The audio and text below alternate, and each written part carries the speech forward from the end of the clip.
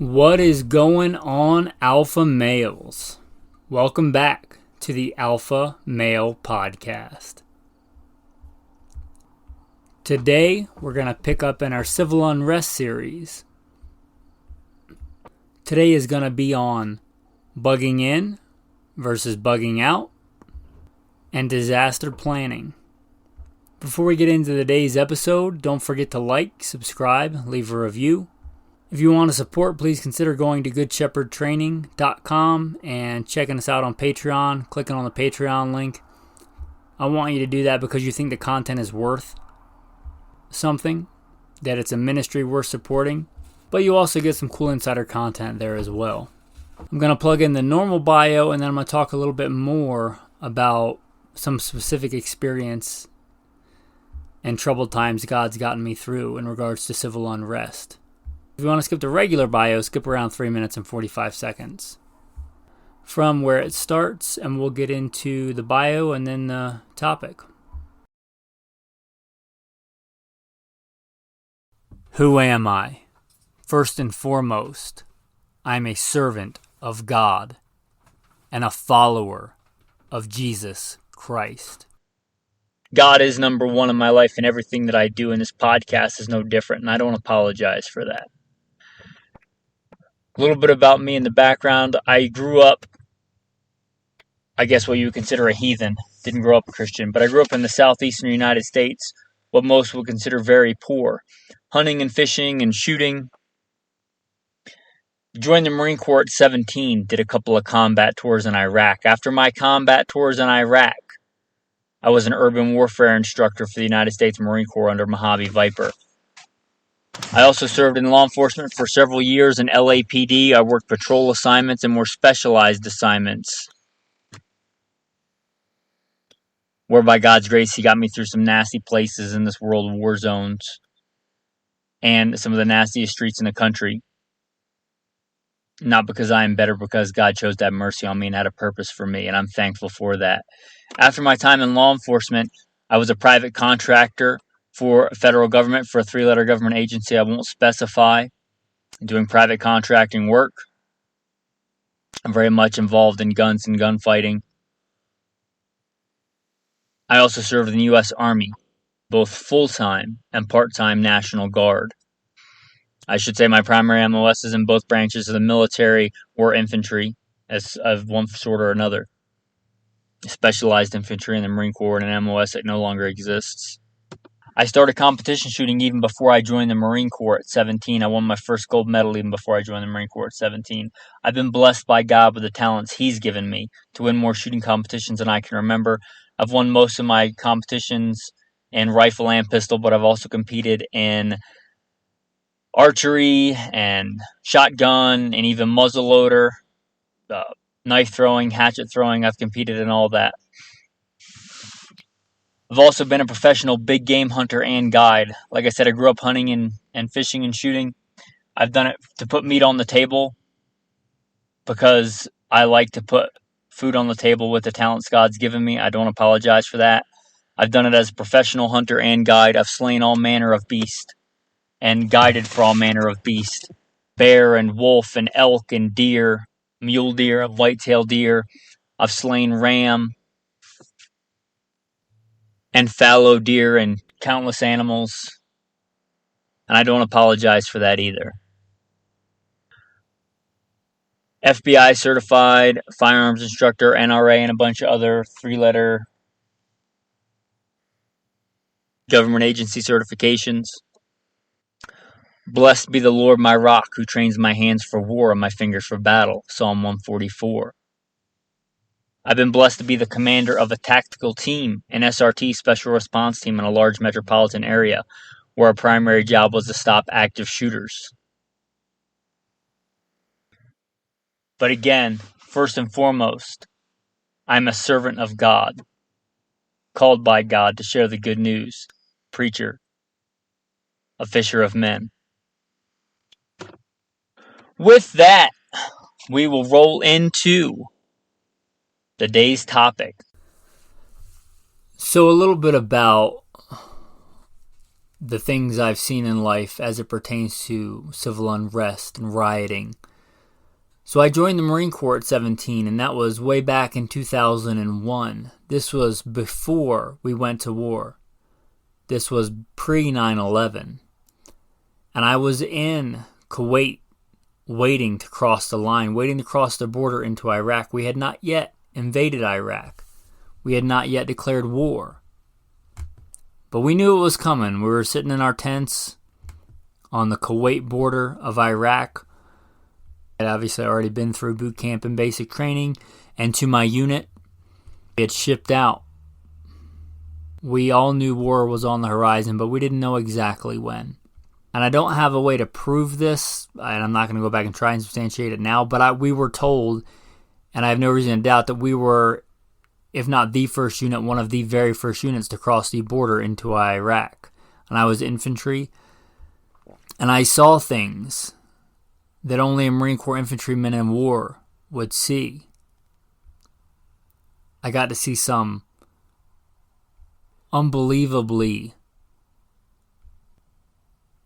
awesome and horrible things. One thing I got to see was I was in Baghdad, and I was a specialized infantry, and I was attached to, let's just call it, a very special unit. And we were in Baghdad covertly before we destroyed it. So I got the very, let's say, unique perspective.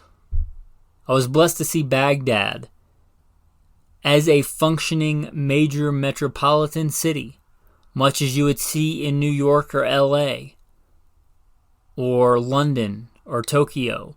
Now, culturally, those places are very different, but they all have things in common, and they are a functioning society and culture in a large metropolitan area. They had electricity, they had running water, they had culture. The neighbors in our safe house, next to our safe house, were British.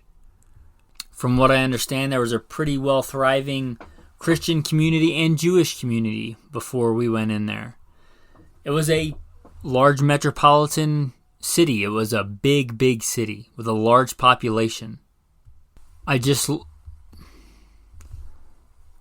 looked up, and this is one source, but it says the population was over 5 million in Baghdad pre-invasion. And I got to see that city as the units came in, as we invaded it, as we bombed it. I got to see beautiful marble floors destroyed under several tons of tank and war machine. I got to see a functioning society with happy people walking down the street and kids playing. To packs of ruling factions, call them what you want, tribes, radical Islamic extremists, fighting in the street, shooting in the street. A society where once cops and police cars meant order, to having no idea what side they were on, whether they brought peace or chaos. The sound of gunfire in the streets and buildings literally being bombed and crumbling. The loss of utilities, the loss of things like power and clean running water. And sadly, fields of bodies just laying there in the sun. And it didn't take very long. Got to see that perspective that most other soldiers and Marines that came after me did not get to see, because it was always a war-torn place when they came. They had never seen it as it was before, much like any modern city in America and Europe would be. They didn't get to see it descend. They didn't get to see the breakdown. How quick it was, how violent it was, how unpredictable it was for the people that lived there. But I'm blessed that God got me through that safely, and that I can share that with you today, and then we can talk about it and learn from it and glean from it, and that you hopefully never have to see anything that horrible. Also, went to work for LAPD, and as you might imagine, we had our share of rioting and protests, and I would call them more, especially after the Iraq incidents, especially after the war, I would call them more of civil disobedience and protests. There's some violence, yes, We obviously trained for civil unrest and rioting. We obviously got deployed to civil unrest and what I would call more not so peaceful protests. Also dealt with this both in training and getting ready for when I was a private contractor. And I was the commander of a tactical team when the large metropolitan area we protected got shut down for COVID. And I got to see on American soil just a light sprinkling of civil unrest and got to see quite a high spike in violent crime during that time. People getting desperate, people protesting because of things going on in other cities. In Minneapolis, which is not where I was, which is quite a far ways away, there was some, let's just call it racial tension. And some of the people that served under me, in fact, one of the members that served me on that tactical team, one of their family members was killed in let's call it a protest gone wrong with police. One of the family members of one of the men was killed, shot and killed. I got to see quite a bit of violence here on American soil. And again, it's alarming how quickly a city can change. Normal every day to chaos. So there's a few things that God has gotten me through. And with that experience, I'd like to share with you some lessons learned, some things that we can learn. Some of those lessons involve bugging in and bugging out. No, I have done both. If you listen recently, you know that I did a bug out actual.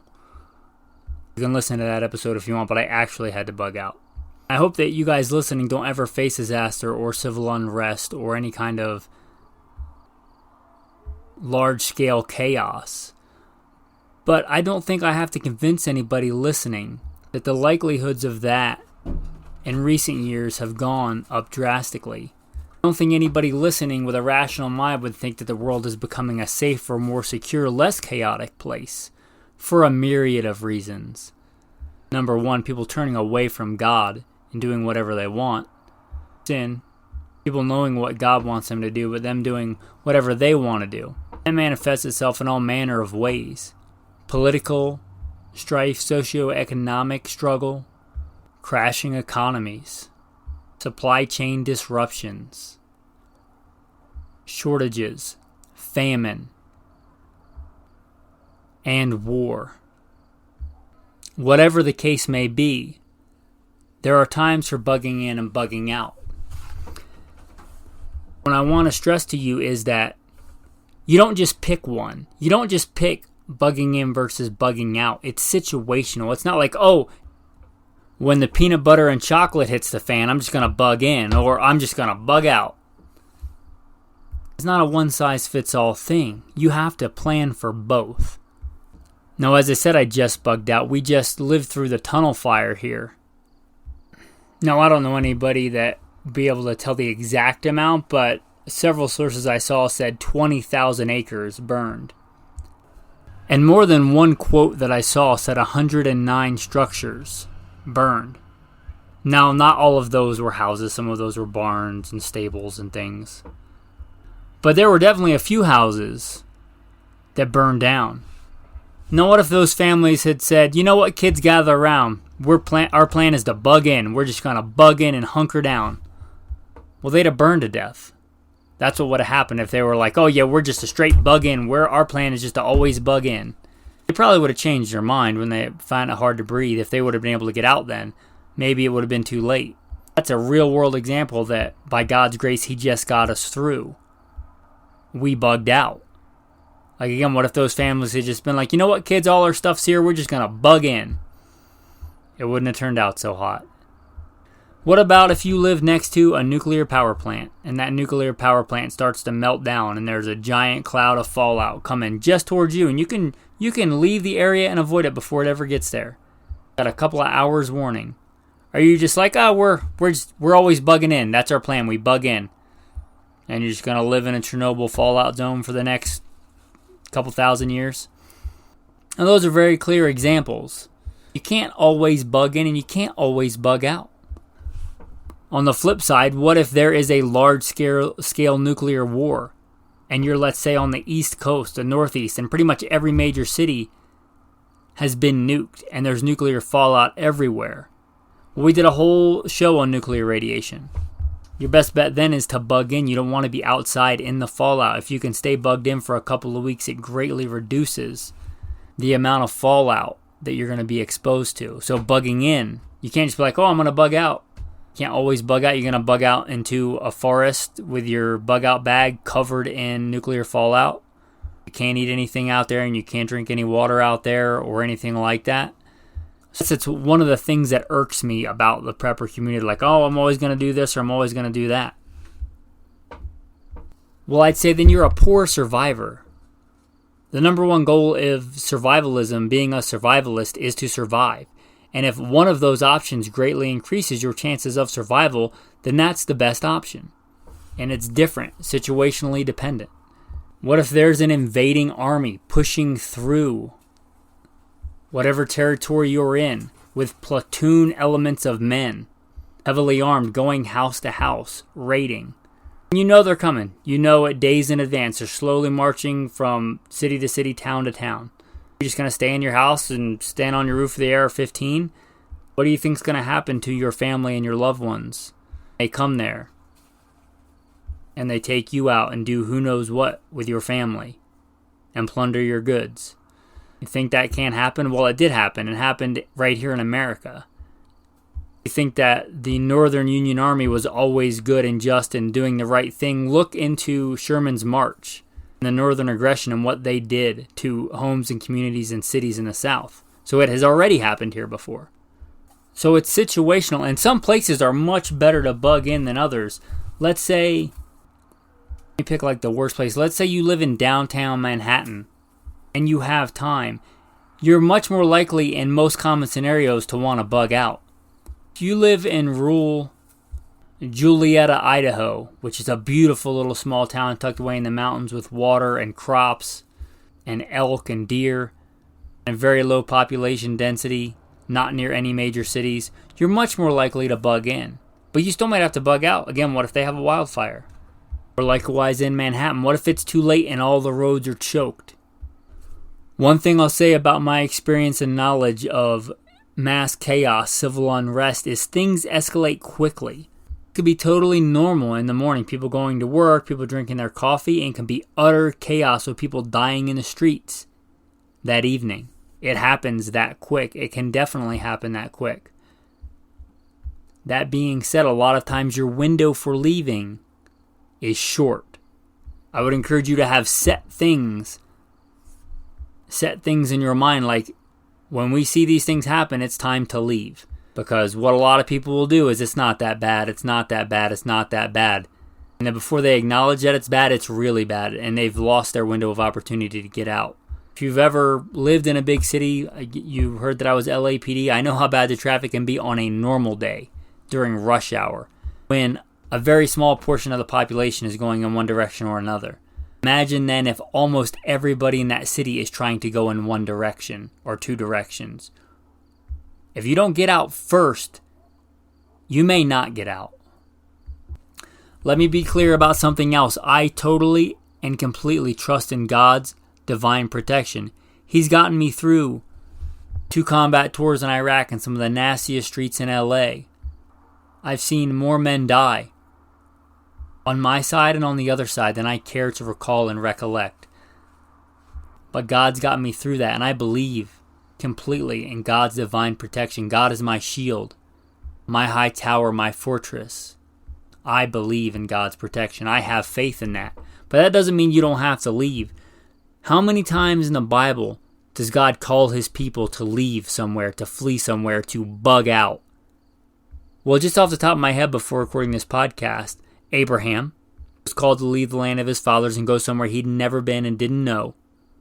Abraham, the patriarch, whom God chose to be the bearer of the seed of his people, he called him to bug out first. Joseph was called to leave the land he was from and go to Egypt, to bug out to Egypt. Why? Because he was called to get ready for a great famine. Likewise, Lot, he was called to bug out with his family. Why? Because the city he lived in was evil and full of disgusting and wicked sin. Are you seeing any parallels? Moses bugged out once by himself into the wilderness, and then God called him back to do perhaps the greatest bug out in history, the great Exodus. God called all his people to bug out, to leave, go where they were from. They had been for hundreds of years, to leave and go somewhere else. Likewise, David had to bug out. He had to flee. He had to flee an oppressive government and flee to the desert and to the wilderness. A man after God's own heart, a man whom God loved and protected. He still had to bug out. So those are not one or the other. For it is written, they declared plainly that they were strangers and pilgrims on the earth. For if they had been mindful of the country from whence they came, they may have been permitted to return. But as it were, they sought a better country, a heavenly country. Hebrews 11. So which one's right for you? Bugging in or bugging out? That's on you. That's between you and your prayer with God and whatever circumstance you're in.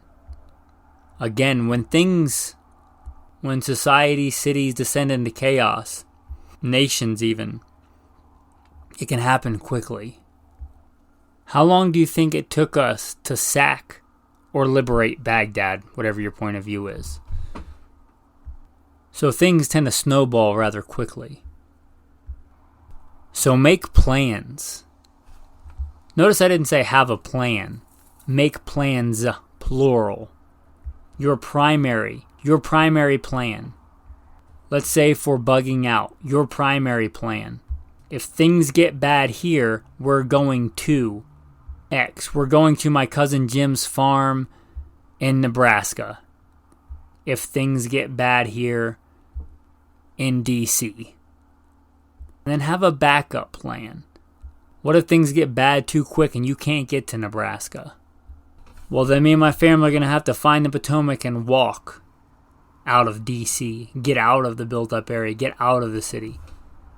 Then have, after your primary and your alternate, have a contingency plan. I can't do either one of those, or both of those are bad options, so I'm going to follow the railroad tracks north.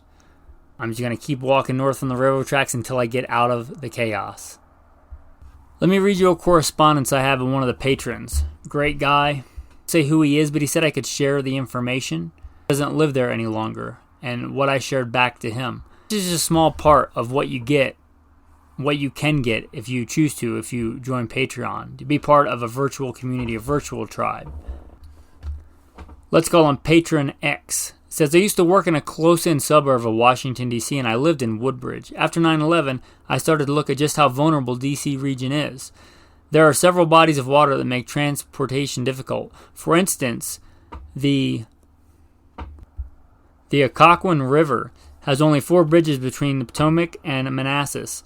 One of those bridges is a 2-lane road well to the west. Accessing that bridge would be a nightmare of twisty 2-lane roads that would get gridlocked within minutes of an emergency. The other 3 are within a few hundred yards of each other. That means the entire north-south corridor would be severely interrupted by cutting off those 3 bridges. That's an obvious national security issue, but it was also my individual issue because I worked on one side and lived on the other.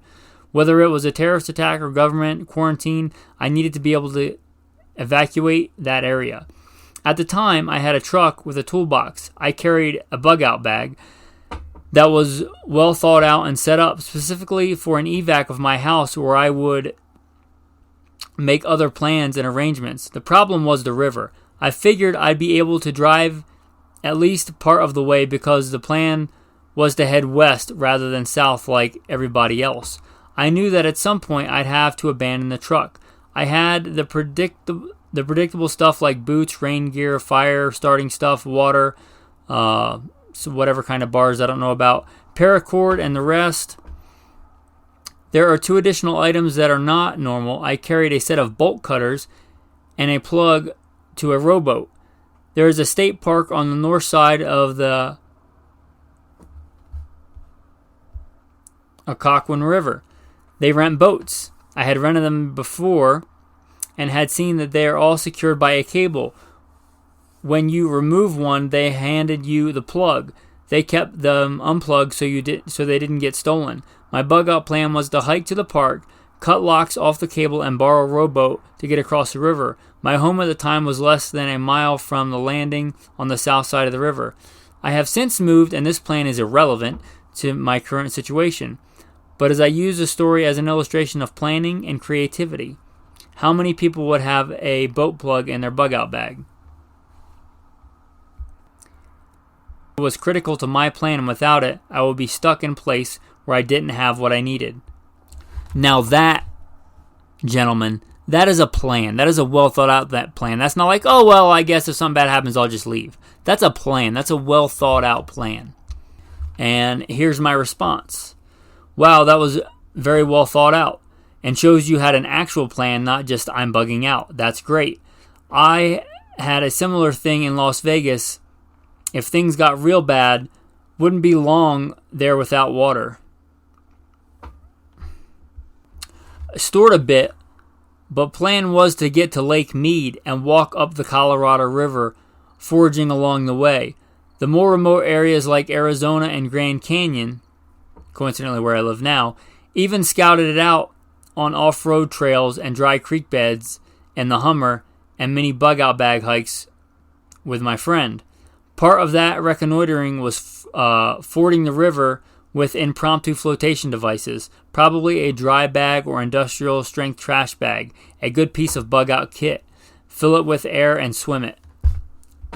Those are actual plans and things that I had actually gone and scouted out again and reconnoitered, did a recon on and done.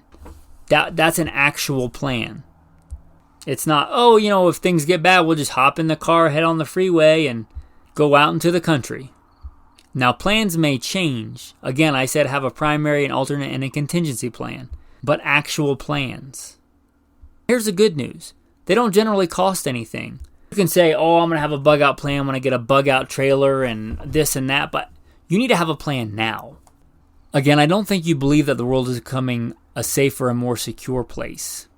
You're an alpha male. It's your responsibility not just to take care of yourself, but love your neighbor as yourself. That is the second greatest of the commandments. Love your neighbor as yourself. That notes that you love yourself and you value your own life. You don't belong to yourself. You were bought with a price. You were redeemed by the precious blood of Christ. You have value. You are important. You are worth saving. Love your neighbor as yourself. As an alpha male, you need to be ready to protect yourself, and save others, not just yourself. The widow and the orphan, the fatherless, the stranger. Be the good Samaritan. And to be that, be an alpha male and have a plan. I'll touch briefly on plans on bugging in. A lot of people will just default to bugging in because it's easier. Oh, all my stuff's here, so I just got to bug in. That's fine. I hope that you have stored water and food, whether you plan to bug in or out. You have stored food and water. But I got this from Viking Preparedness, one of the people I support on Patreon. But one of the things he says, and I might paraphrase it wrong, but he says something like, the second you crack into your stored food, you start the countdown to starvation. How are you going to resupply food? How are you going to make food? How long is your water going to last? Where and how do you get and make fresh water after that? One of the biggest killers in a lot of natural disasters is dirty water, dysentery. So have actual plans. You may have the coolest operator, high-speed body armor, and the coolest Daniel Defense AR, but you're not going to be too cool if you're doubled over in the fetal position dying of dysentery. Even in warfare, a lot of times sanitation kills more people than bullets does. So have actual plans. Actual bug-in plan is not, I got a plate carrier and an AR-15. I'm ready for the whomever. Have actual plans. Actual plans are not, oh, I've got a gun, I'm going to hunt for food. Have you ever actually hunted? Have you ever actually taken and shed the blood of an animal on the ground and butchered it and eaten it? Because if not, that's not a plan. I have somebody that I know and they're into preparedness. Recently decided they were going to go with their wife and go on a long road trip around the country. I said, that's great. What's your gun that you're going to take? Because we're gun guys. That's how I know him. And he's like, I'm going to take my Bren. You don't have to know what that is. Basically an assault rifle. And I said, what about getting food? And he said something like, oh, I'll just shoot whatever animal it is in the head. And I said, have you ever actually done that? And I knew the answer was no, because if he had actually tried that, he would know how infeasible that is. You're going to shoot the dove flying through the air with your 223 semi-automatic rifle in the head. Cool gun, great gun. I even think it's a good gun to have on a road trip. But if that's your one long gun, that's not really a plan. That's not really based on reality. Again, a plan is not, I got body armor and an AR-15, I'm good. A good plan, let's say for bugging in, just take water, a very important resource. I have, let's say, you're bugging in, you're saying my plan is I have 50 gallons of water. It's clean and in containers, ready to go. I throw some in a vehicle if I have to leave, but if I'm bugging in, I have that. I have a rain catchment system. The water that runs off the roof is going to get collected into 55-gallon barrels, and then I'm going to put that in my Berkey, and I'm going to drink it, and the stuff that I don't need to drink, I can just wash with. I know the average annual precipitation here, and in all but a really severe drought, I'll have enough water to get by. That's a plan for bugging in for water. And then your alternate plan for that is, if that doesn't work, if for some reason we don't get precipitation, then I know there's a creek 2 miles away, and it's going to suck, but I can hike there and get water, and at least my family and I will not die of dehydration. I would encourage you to make plans now with what you have. Just because we live here in America and can get pretty much anything we want on Amazon delivered in a couple of days does not mean that stuff solves every problem. You need planning. And plan with what you have, and then if you are blessed with better stuff, then adjust your plans accordingly. But plan with what you have now. What's your plan for bugging out if civil unrest happens where you are, or a wildfire happens where you are, and you have to bug out tomorrow? Do you have a plan? Start working on one if you don't. Another big thing, make sure the people you love and care about know the plan. What if things go bad and you guys aren't together or you get separated? If you're off at work and there's wildfire and the roads are closed, you literally can't get home. Family know, because communications are probably going to be down. Cell phone's probably not going to work in a big disaster. Family know where they're going. Do they know the primary bug out location? When that wildfire happened with my wife, she knew we had a bug out location. I said, we're going there. We're taking this route. We had 2 routes. I chose one and we went there. Like I said, this is an actual thing we actually did. We actually bugged out. Again, the important part of that is we had a plan. We had a location. It wasn't like, oh, we're just going to bug out. Like, we knew a place that we could go. Even here in Arizona that had water, that had food. Now, we had that stuff stored up, but if we had to live off the land, it was more than just a wildfire bug out location. It was our primary bug out location. But we had a plan and she knew it. She knew where to go. So have plans, make plans, and then make sure the people that you know and care about know those plans. And have alternate plans. Have contingency plans. Plans don't always go well. Plans are not just something you can order off Amazon. It's something you have to go back and do work on and plan and actually think about it. You can't just buy your way out of it. You have to make plans. You can't buy plans third party. Watch and be ready. How many times in the Bible does it say watch and be ready? Part of that being ready is having a plan. So have a plan. And having a plan doesn't mean being inflexible. Obviously, if situations change, and that plan needs to change. With that, we're going to wrap up the main topic. If you thought this episode was worth supporting, if you think this ministry of trying to make stronger, more resilient young men is something lacking in our society and you want to support it, if you think that you're called to do so, again, goodshepherdtraining.com and go to Patreon. goodshepherdtraining.com and go to Patreon. With that, as a thank you for staying tuned till the end of the episode, the tactical tip of the day. We talked a lot about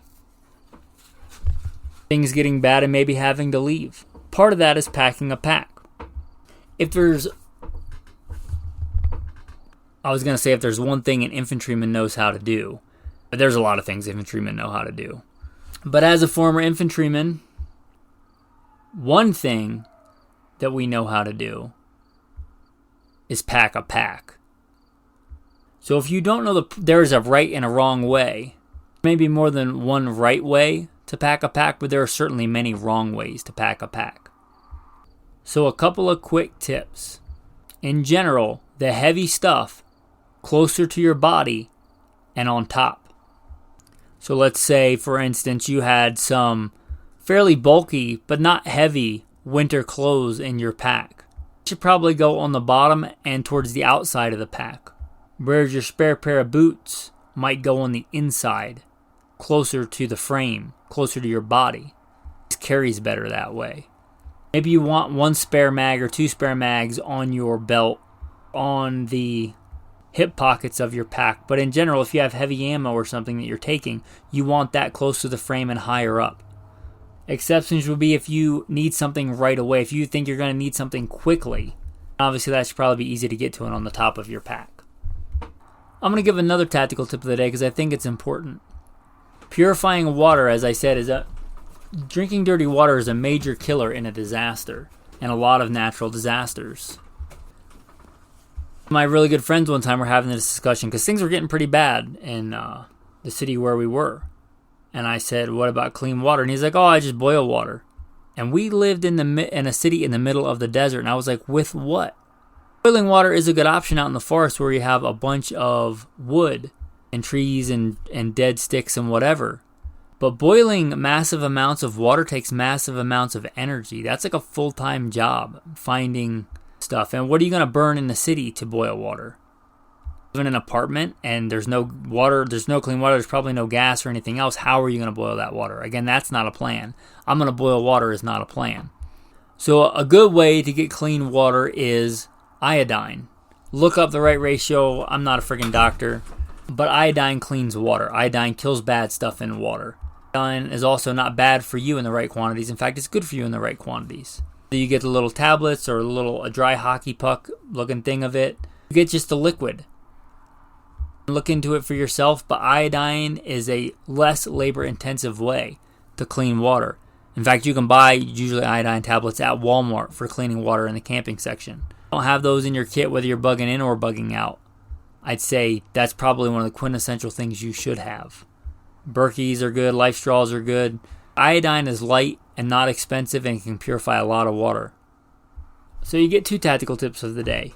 And if you thought any of those were worth anything, the fraction of the cost of a box of ammo, or probably the next thing you're going to buy on Amazon, consider going to goodshepherdtraining.com and going to Patreon. With that, men, I'm going to read to you Revelation 18. And I heard another voice from heaven saying, "Come out of her, my people, lest you share in her sins, and lest you receive of her plagues." Coming out of Babylon. I believe that's primarily a spiritual coming out. Not coveting the sin and decadence of Babylon. Come out. Be separate. Be set apart. Again, I believe that is primarily come out your heart, come out in your mind, be separate from Babylon. But I believe, as we talked about earlier, it can be very literal. Lot had to bug out of Sodom and Gomorrah. His wife was reluctant, and she didn't make it. Let me read you some more. You'll find this in chapter 6 of Revelation. I looked, and behold, a white horse, and he who sat on him had a bow, and a crown was given to him, and he went out conquering and to conquer. When he opened the second seal, I heard a second living creature saying, "Come and see."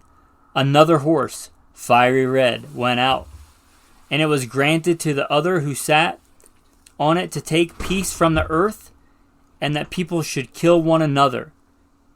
And there was given to him a great sword. And when he opened the third seal, I heard a third living creature say, "Come and see." So I looked, and behold, a black horse, and he who sat on him had a pair of scales in his hand. And I heard a voice in the midst of the four living creatures saying, "A quart of wheat for a denarius, and 3 quarts of barley for a denarius, and do not harm the oil and the wine." When he opened the fourth seal, I heard a voice of 4 living creatures saying, "Come and see." So I looked, and behold, a pale horse, and the name of him who sat on it was death, and Hades followed with him.